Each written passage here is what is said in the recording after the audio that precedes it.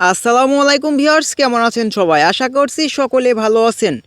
CapCut apps দিয়ে যখন আমরা ভিডিও এডিটিং করতে যাই, সেক্ষেত্রে কিন্তু আমাদের ভিডিওর মাঝখানে এবং যে কোনো এক কর্নারে কিন্তু ভিডিওর এবং যে ক্যাপকাট অ্যাপস দিয়ে ভিডিও এডিটিং করি, সেক্ষেত্রে কিন্তু সেই ক্যাপকাট অ্যাপসের লোগোটি ভিডিওর উপরে শো করে।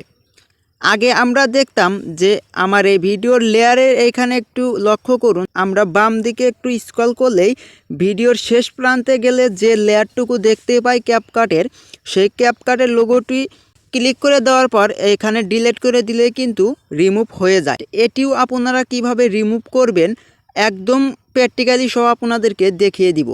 আপনাদের পরবর্তী ক্লিক করে ডিলিট করা লাগবে না। এইবার আসি মূল কাজে। যখনই আমরা ভিডিও এডিটিং করতে যাই, সেক্ষেত্রে কিন্তু ভিডিওর কর্নারে ক্যাপকাটের লোগো শো করে। যে কোনো এক কর্নারেও কিন্তু আপনাদের থাকতে পারে, আপনারা দেখে নেবেন। আপনারা এই লোগোটি কিভাবে রিমুভ করবেন এবং শেষ পর্যন্ত ভিডিওটি কন্টিনিউ করলে আপনি এই ভিডিওর উপরে থাকা ক্যাপকাটের লোগোটি রিমুভ করতে পারবেন। তো একদম এইখান থেকে আমি বেরিয়ে গিয়ে একদম প্রমাণ সহকারে আমি আপনাদেরকে দেখিয়ে দিচ্ছি। সোজা আপনি যে কাজটি করবেন, ক্যাপকাট অ্যাপসের ভিতরে প্রবেশ করবেন।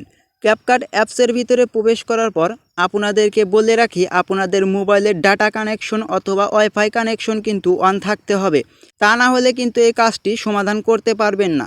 আপনাদের মোবাইলে কিন্তু নেট কানেকশনটা থাকতে হবে। ক্যাপকাট অ্যাপসের ভিতরে প্রবেশ করার পর এখানে দেখতেই পাচ্ছেন প্লাস আইকন, আপনারা প্লাস আইকনের উপর ক্লিক করে দিবেন।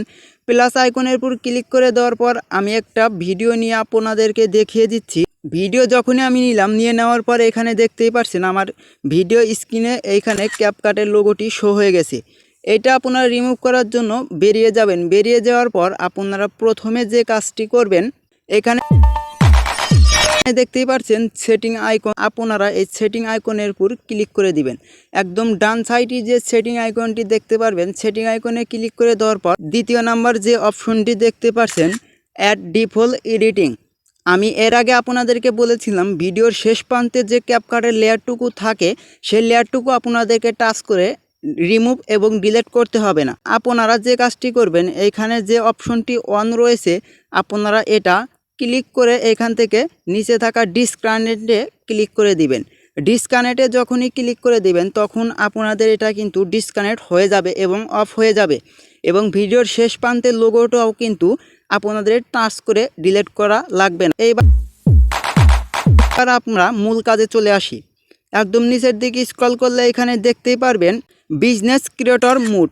স্ক্রিনটা যদি আমরা একটু জুম করে দেখাই, বিজনেস ক্রিয়েটর মোড বলে একটি অপশন, আপনারা এই অপশনটা এখান থেকে অন করে দিবেন।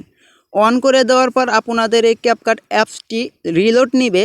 রিলোড নেওয়ার পর আপনাদের সামনে এরকম ইন্টারফেস শো হবে। এখানে দেখতেই পাচ্ছেন বিজনেস ক্রিয়েটর মোড কিন্তু অন হয়ে গেছে।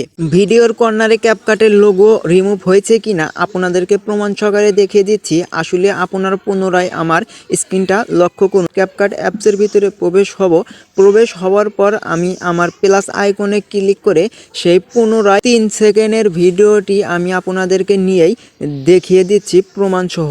সেই 3 সেকেন্ডের ভিডিওটি নেওয়ার পর অ্যাডের উপর ক্লিক করে দিলাম।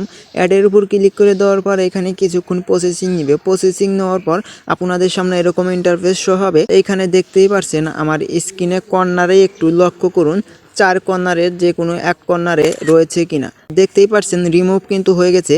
আর এর আগে আপনাদেরকে ভিডিওতে বলেছিলাম যে ভিডিওতে শেষ প্রান্তে যে লোগোটি থাকে ক্যাপকাটের, সেই লোগোটি কিন্তু রিমুভ হয়ে গেছে। একদম প্রমাণ সহকারে আপনাদেরকে দেখিয়ে দিলাম।